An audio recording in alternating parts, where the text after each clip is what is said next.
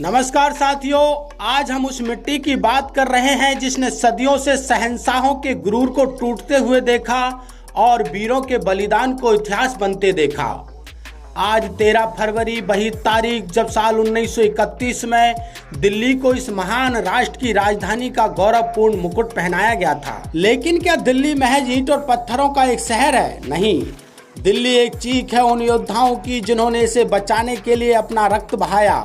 दिल्ली एक स्वप्न है उस इंद्रप्रस्थ का जिसे पांडवों ने खांडव प्रस्थ की राह से खड़ा किया था। याद करो अनंगपाल तोमर की उस कीर्ति को, याद करो पृथ्वीराज चौहान के उस शब्दभेदी बाण को जिसकी गूंज आज भी राय पिथौरा के खंडरों में सुनाई देती है। तख्तो ताज आए और चले गए, आक्रांताओं ने इसे लूटा, मुगलों ने इसे ललकारा, मुगलों ने इसे घेरा और अंग्रेजों ने इसे अपनी सत्ता का केंद्र बनाया। 1911 में जब कलकत्ता से राजधानी बदलने का बुगलू बजा तो अंग्रेज जानते थे कि अगर भारत पर राज करना है तो उसे सिंहासन पर बैठना होगा जिसे दिल्ली कहते हैं। 20 साल तक लुटियंस और बेकर की छेनी हथौड़ी चलती रही और अंततः 13 फरवरी 1931 को वायसराय इरविन ने इसे आधुनिक भारत की धड़कन घोषित कर दिया।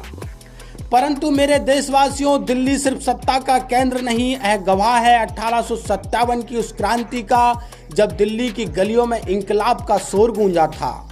यह प्रतीक है उस अटूट साहस का जिसने विभाजन की विभीषिका को सहकर भी खुद को फिर से खड़ा किया। आज जब हम 2026 में खड़े हैं तो दिल्ली केवल सरकार नहीं बल्कि 140 करोड़ भारतीयों की आशाओं का पुंज है।